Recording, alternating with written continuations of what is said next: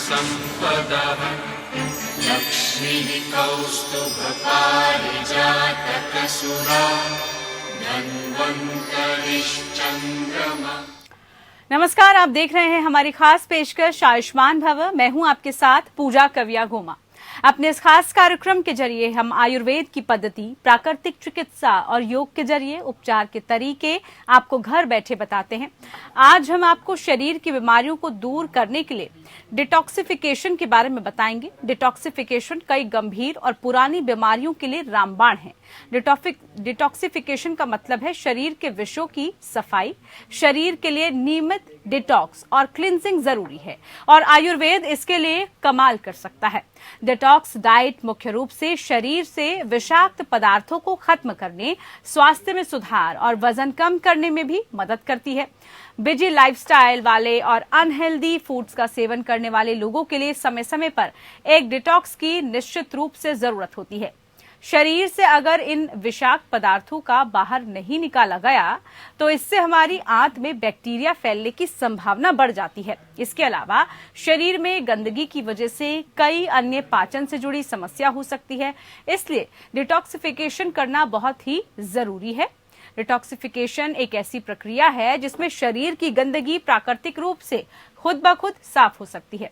इसलिए आयुर्वेद के कुछ जरूरी नियमों को फॉलो करने की आवश्यकता होती है। आयुर्वेदिक डिटॉक्स डाइट के बहुत सारे स्वास्थ्य लाभ बताए जाते हैं।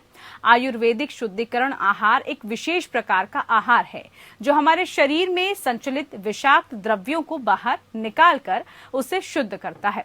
ये सुपाच्य होता है और इसके सेवन से हमारे पाचन तंत्र को विश्राम मिलता है। ये तो थी कुछ बुनियादी जानकारी डिटॉक्सिफिकेशन से जुड़ी। ज्यादा जानकारी देंगे हमारे आज के आयुर्वेदिक विशेषज्ञ डॉक्टर कुलदीप राज कोहली जी। डॉक्टर कोहली वर्तमान में SVKMS आयुर्वेदिक हॉस्पिटल के निदेशक हैं। आप मुंबई के लोअर पैरल स्थित अस्पताल में Kohli's Ayurveda and panchakarma centre के प्रबंधक निदेशक और सह मुख्य चिकित्सक भी हैं। डॉक्टर कोहली WHO में पारंपरिक चिकित्सा के लिए सलाहकार के रूप में भी काम करते आए हैं। आपने महाराष्ट्र राज्य के लिए आयुष निदेशक के रूप में भी कार्य किया है। ये तो था डॉक्टर कोहली का संक्षिप्त परिचय। अगर आप डिटॉक्सिफिकेशन से संबंधित कोई सवाल करना चाहते हैं तो आप हमारे आज के इस खास कार्यक्रम का हिस्सा बन सकते हैं। कार्यक्रम में आप जुड़ सकते हैं। फोन लाइंस खुल चुकी हैं। हमारा फोन नंबर आपकी टेलीविजन स्क्रीन पर फ्लैश हो रहा है। हमारा फोन नंबर है 012061279667। इसके अलावा 012061279668। तो ये हमारे फोन नंबर जो आपकी टेलीविजन स्क्रीन पर फ्लैश हो रहे हैं। सबसे पहले तो बहुत स्वागत है डॉक्टर साहब आपका खास कार्यक्रम में। आपसे तमाम जानकारी का सिलसिला हम शुरू करते हुए सबसे पहले जानना चाहेंगे डिटॉक्सिफिकेशन होता क्या है, इसको किस तरह से जो है परिभाषित किया जाएगा? देखिए पूजा जी, पहले तो सबसे बड़ी बात है कि आपने इतना बड़ा परिचय दिया, उसके लिए बहुत बहुत धन्यवाद जी। शुक्रिया। दूसरी जो आपने पंचकर्म का परिचय दिया, शुद्धि प्रक्रिया का या डिटॉक्सिफिकेशन का, वो भी बहुत ही अच्छा था। उसके लिए भी आपका बहुत बहुत धन्यवाद। आपने सटीक तरीके से हमारे व्यूअर्स को बताया कि पंचकर्म क्या है। देखिए पंचकर्म बेसिकली अगर देखा जाए शब्द, ये दो शब्दों से बना हुआ है। एक पंच और दूसरा कर्म। यानी पांच, कर्म यानी प्रोसीजर्स, यानी पांच ऐसे प्रोसीजर हैं, मेन प्रोसीजर हैं। वैसे तो पंचकर्म के अंतर्गत आने वाले 60, 70, 80 प्रोसीजर्स हो सकते हैं जो अलग अलग तरह के केरला के टाइप ऑफ ट्रीटमेंट्स है, नॉर्थ इंडिया के ट्रीटमेंट्स हैं। हमारे सेंटर में हम लोग बहुत सारे ट्रीटमेंट्स करते हैं जिसमें 70-80 तक भी नंबर जाता है। लेकिन जो मेन प्रधान डिटॉक्स के प्रोसीजर हैं वो 5 हैं। पहला ये है कि उल्टियां लगवाना, जुलाब लगवाना, उल्टियां लगवा के शरीर के अंतड़ियों के ऊपर का भाग है उसमें जितनी टॉक्सिन है वो निकालना, और जो नीचे का भाग है उससे जब निकालेंगे तो उसको विरेचन कहा जाता है या लूज मोशन लगवाना। और इसी प्रकार से एनेमा दिए जाते हैं जिसको बस्ती कहा जाता है।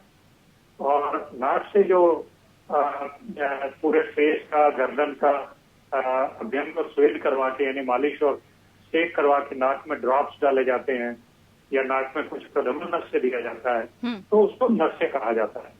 और 5वीं प्रक्रिया है दूषित रक्त को शरीर से निकालने की, यानी ब्लड में से टॉक्सिन्स निकालने की भी अलग से विशिष्ट प्रक्रिया है जिसमें एक सबसे ज्यादा प्रचलित है जोंक लगाने वाली, जिसको जीरो का उपचारण या रक्त मोक्षण भी कहते हैं जी। और भी तरीके से रक्त मोक्षण किया जा सकता है, लेकिन सबसे प्रचलित जो जोंक लगाने वाली प्रक्रिया है वही है। ये तो परिभाषा थी डॉक्टर कुलदीप। अगर हम जी। बात करें शरीर को विषाक्त द्रव्यों या टॉक्सिन से मुक्त करने की जरूरत क्यों पड़ती है, क्यों जो है हम ऐसा समझे कि हमारे बॉडी को अब इसकी जरूरत है? देखिए, आए दिन सुबह शाम हर वक्त हमारे आजू बाजू, हमारे अगल बगल में पोल्यूशन है। मैं जिस क्लिनिक में बैठा हूँ बाहर बहुत ट्रैफिक, बहुत सारा पेट्रोलियम प्रोडक्ट्स का, बहुत सारा हाइड्रोकार्बन दूषित है। हमारे आसपास इतनी बिल्डिंग्स बन रही हैं, बहुत सारा एनवायरमेंट में डस्ट का पोल्यूशन, बहुत सारे केमिकल्स, बहुत सारे पोलन्स, बहुत सारे फंगस, बहुत सारे बैक्टीरिया, ये सब हमारे शरीर में प्रवेश करते हैं, क्योंकि हमारे पास प्रवेश द्वार काफी है। मुंह में से जाते हैं, नाक में से जाते हैं, आंख में से जाते हैं। कोविड काल में आपने देखा कि हर प्रवेश द्वार की आपको कितनी रक्षा करनी पड़ती है। तो जैसे ये प्रवेश द्वार है, यही द्वारों के माध्यम से हम टॉक्सिन्स भी बाहर निकालते हैं। तो जरूरत इसलिए पड़ती है कि ये सारे चले जाते हैं जो तो वाटर सोल्यूबल है, जो पानी में घुल जाते हैं, वो तो मूत्र मार्ग से, पेशाब के रास्ते बाहर निकल जाते हैं। लेकिन जो घुल नहीं सकते हैं पानी में, यानी सिंपल टर्म्स में कहा जाए, कुछ ऐसी चीजें हैं जो सिर्फ घी में, ऑयली पदार्थ में घुलती हैं, या गैसेस के इसमें घुलती हैं। तो गैस में घुलने वाली चीज है, उनको सांस के द्वारा वो टॉक्सिन बाहर निकल जाती है। जैसे कार्बन डाइऑक्साइड हमको नहीं चाहिए, तो सांस के द्वारा बाहर गैस निकल जाती है। ऐसे ही कुछ और बीमारियों में कुछ गैसेस बनती हैं, वो सांस के द्वारा निकलती हैं, तो विशेष तरह की स्मेल आती है सांस में से, जिससे आप ये पता कर सकते हैं कि सांस में से कुछ टॉक्सिन्स निकल रही हैं। लेकिन जो फैट सॉल्युबल है शरीर में, उसको निकालने का मार्ग हमारा शरीर में बहुत कम है, और कोशिश करके लिवर और गॉल ब्लैडर थोड़ा सा सिक्रीशन जो फैट सॉल्युबल टॉक्सिन है वो निकालने की कोशिश करती हैं, प्रयत्न करती हैं, लेकिन वो पूरी तरह से फैट सॉल्युबल वाला निकल नहीं सकता।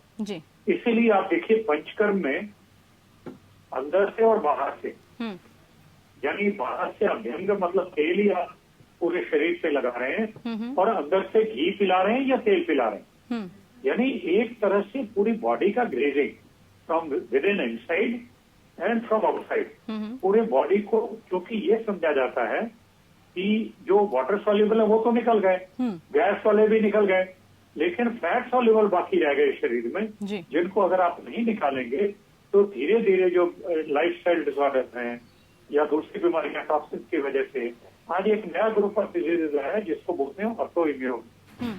यानी ये डॉक्टर ये कहते हैं कि अपने ही शरीर को प्रोटीन को अपना ही शरीर समझ नहीं सकता, तो वो जब उसको फौरन समझने लगता है तो हमारा शरीर अपने ही प्रोटीन के खिलाफ लड़ने लगता है। वो जो लड़ाई की प्रक्रिया है प्रोटीन से, उसको बोलते हैं ऑटो इम्यून, यानी हमारी इम्यूनिटी हमारे अपने ही अगेंस्ट लड़ने लगे, तो उसको ऑटो इम्यून डिजीज। ये बहुत सारी बीमारियां इस तरह की पंचकर्म से ठीक होती हैं, और ठीक होने की फहरिस्त, ये यादी या लिस्ट इतनी लंबी है कि मैं सुबह से शाम तक कहता हूँ तो इतनी लंबी लिस्ट है। कोई बीमारी नहीं है जिसको पंचकर्म से ठीक ना हो सकती हो। तो देखो सिलसिलावार तरीके से हम इसलिए चाह रहे हैं डॉक्टर साहब कि हम एक एक सवाल का जवाब लेते रहें, ताकि जो दर्शक हैं वो कंफ्यूज ना हो, उनको भी पता चले कि कैसे जो है हम इसको फॉलो कर सकते हैं। अब मैं आपसे पूछना चाहूंगी कि डिटॉक्सिफिकेशन डाइट क्या होती है, डिटॉक्सिफिकेशन के दौरान किस तरह का जो आहार है वो लेना चाहिए, क्योंकि हम देख रहे हैं आजकल बड़ा प्रचलन में है, हर कोई कहता है कि बॉडी को डिटॉक्स करना है, इस तरह का पानी पीजिए, इस तरह का जो है आहार ग्रहण कीजिए, लेकिन कैसे हो पाता है ये? देखिए, पंचकर्म की परिभाषा के अनुसार पंचकर्म डाइट या डिटॉक्स डाइट कुछ नहीं होती। आज जो ये कंसेप्ट चला है डिटॉक्स आहार, ये नेचुरोपैथी का कंसेप्ट है। इसका मतलब है जो उबली हुई सब्जियां खाएं, मसाले न खाएं, तला हुआ प्रोसेस्ड फूड न खाएं, वो नहीं खाएंगे तो उतना टॉक्सिन्स कम जाएंगे शरीर में। प्रोबेबली ये जो डिटॉक्स डाइट बताई गई है, ये नेचुरोपैथी का अपना एक इस प्रकार की प्रक्रिया है कि जिससे आप टॉक्सिन एंटर होने से अपनी बॉडी को रोकते हैं, और बॉडी अपने आप अपने को हील करने की एक कोशिश करती है, प्रयत्न करती है। क्योंकि देखिए आयुर्वेद इस चीज में बिलीव करता है कि स्वभाव परमवाद। स्वभाव परमवाद का मतलब यह है स्वभाव से ही, बाय नेचर हमारा शरीर ठीक होने के लिए ही बना है।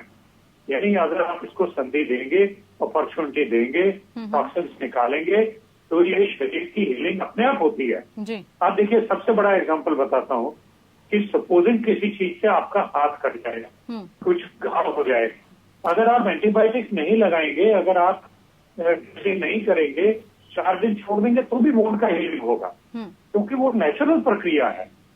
देखिए पुराने जमाने में निमोनिया, टाइफाइड वगैरह से सारे 100% लोग मरते नहीं थे, 90% ठीक होते थे। ये सिर्फ 5, 7, 10% लोग जो कॉम्प्लिकेशन में जाते थे, उनकी वजह से ये दवाइयों की, एलोपैथिक दवाइयों की जरूरत पड़ती है। वरना ये भी ऑटो हीलिंग है। ये मॉडर्न लिटरेचर में लिखा हुआ है कि अगर 4 हफ्ते आप निमोनिया की दवाई न करें तो 4 हफ्ते में ये अपने आप ठीक होता है। लेकिन उसमें 2-4% लोग ऐसे होंगे जिनको कॉम्प्लिकेशन हो जाएगी, जो हाई रिस्क ग्रुप में चले जाएंगे। उस 2-4% के लिए हम हर किसी को एंटीबायोटिक्स देते हैं, एडमिट करते हैं, आईवी फ्लूइड लगाते हैं। ठीक है, जान बचाना जरूरी है, लेकिन मैं इस बात पे जोर देना चाह रहा हूँ कि बॉडी या आयुर्वेद स्वभाव परम्परा में बिलीव करता है जी। आप टॉक्सिन्स निकाल दीजिए। टॉक्सिन्स निकालने का मतलब या पंचकर्म करने का मतलब है बॉडी का रीसेट करना। जैसे फैक्ट्री सेटिंग हो गई, उसके बाद फिर जो डालना है उसमें डाल दी, तो मतलब टॉक्सिन सारी निकल गई, सारी पुरानी एप्स निकल गई। अभी किसी आपका फोन किसी भी पुरानी ऐप से प्रभावित नहीं है, आप नए सिरे से जो डालना है डालिए। तो उसी प्रकार ये पंचकर्म लगभग बॉडी का रीसेटिंग है, हमारी इम्यूनिटी बड़ी जोरदार बनती है और हमारी बीमारियां अपने आप ठीक होती हैं। बहुत सारी बीमारियां जो मैं आपको बता दूं, इतनी बड़ी लिस्ट है, जैसे मस्कुलोस्केलेटल डिसऑर्डर्स है, रूमेटॉइड है, अल्सरेटिव कोलाइटिस है, इरिटेबल बाउल सिंड्रोम है, स्पॉन्डिलाइटिस है, डिस्क बल्ज है, आप हेमिप्लीजिया की बात करें, ब्रोंकियल अस्थमा की बात करें, हार्ट डिजीज की बात करें, ये सारी बीमारियां जितनी बड़ी और छोटी सब बीमारियां ये पंचकर्म करने से ठीक होती हैं। कितने परसेंटेज में ठीक होती हैं ये बीमारी के स्वरूप के ऊपर है।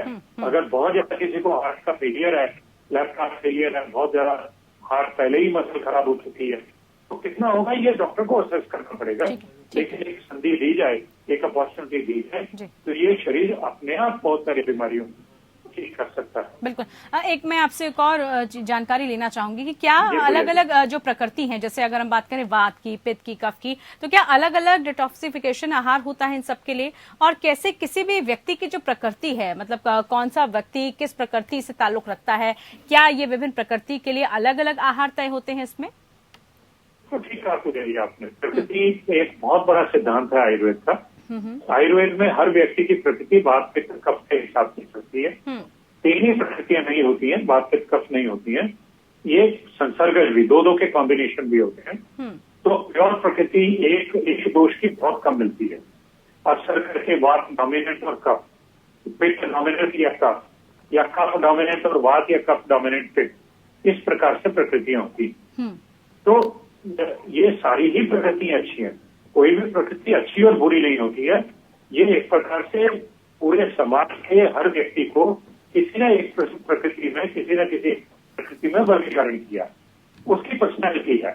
तो उसकी पर्सनैलिटी के हिसाब से, जैसे सपोजिंग कोई पित्त प्रकृति का व्यक्ति है तो उसको खट्टी चीजें नहीं खानी चाहिए, उसको किसी भी प्रकार का तीखा और कोई भी अविशुद्ध पदार्थ है, अचार वगैरह है, दही नहीं खाना चाहिए।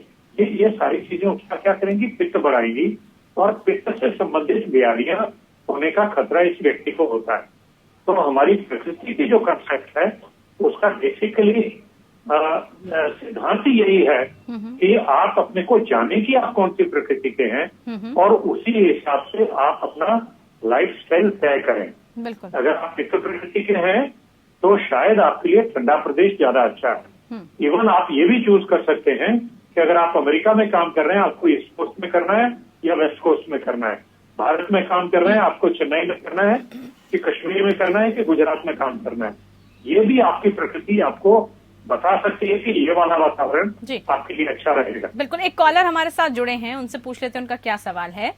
मोहन जी हमारे साथ जुड़े हैं, क्या सवाल है आपका, बताइए। मेरी बिटिया को 3-4 महीने से ना खाने में प्रॉब्लम आती है। वो कुछ भी खाती है तो उसको मतलब। हेलो जी, आवाज मिल रही है, पूछिए। बिटिया को ना खाने में प्रॉब्लम आती है। हाँ। खाने के बाद उसको जो है गैस बहुत ज्यादा बनती है, ब्लोटिंग बोलती है वो, कि बस खाना डाइजेस्ट नहीं होता। डॉक्टर साहब क्या इलाज है इसका? देखिए, ये अन्न नलिका का दोष लगता है। इनकी अग्नि जो है वो थोड़ी सी विकृत हो गई है। खाने के पचन का प्रधान जो कार्य है वो अग्नि का होता है, जाठराग्नि का। जाठराग्नि थोड़ी सी दूषित हुई होगी। मुझे लगता है थोड़ा सा फास्टिंग करना चाहिए, जिसको हम लोग लंघन कहा करते हैं आयुर्वेद में। और विरेचन की प्रक्रिया, क्या उम्र है उनकी बता पाएंगे? अभी कट गए कॉल पे, कॉल डिस्कनेक्ट हो गया शायद उनका। हाँ, तो इनको विरेचन अगर करेंगे तो वो अग्नि का रीसेटिंग हो जाएगा और अग्नि फिर से दूषित जो अग्नि है वो बिल्कुल नॉर्मल हो जाएगी। तो इनको विरेचन या लूज मोशन जो लगवाते हैं, और देखिए ये जो लूज मोशन या वमन लगवाते हैं ना पूजा जी, ये भी, इसकी भी बड़ी खासियत ये है कि हर किसी के लिए पहले प्रिपेयर किया जाता है। बिल्कुल। ऐसा नहीं है वमन करवाना है तो गले में उंगली डाल के उल्टी कर लिए 2 गिलास पानी के लिए, वो वमन नहीं है।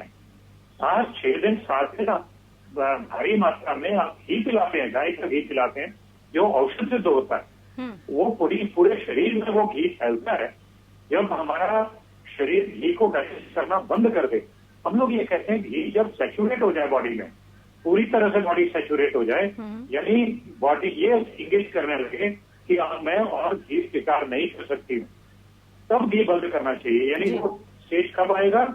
जब स्टूल्स में घी दिखने लगेगा, वो 5वें या 7वें दिन आता है, तो तब तक घी का पचन होता रहता है शरीर में। ठीक है। तो जब घी का पचन होना बंद हो जाए, स्टूल में घी आने लगे, और पेशेंट को कितना भी कन्विंस किया, तो वो अगर घी पीने से इनकार कर रहा है, यानी तब जो है ये असल मात्रा में हम समझे कि सक्सेस हो पाता है ये पूरा प्रोसेस। समय का अभाव है, आपको मैं यही रोकना चाहूंगी। बहुत शुक्रिया, आप हमारे साथ जुड़े डॉक्टर कोहली जी, और तमाम जानकारी आज आपने हम तक पहुंचाई कि क्या पूरी प्रक्रिया है डिटॉक्सिफिकेशन की, किस तरह की इसमें डाइट लेनी चाहिए। फिलहाल के लिए खास पेशकश में इतना ही। नमस्कार। करोतु कल्याणम् आरोग्यं धनसम्पदः लक्ष्मीः कौस्तुभपारिजातकसुरा धन्वन्तरिश्चन्द्रमा।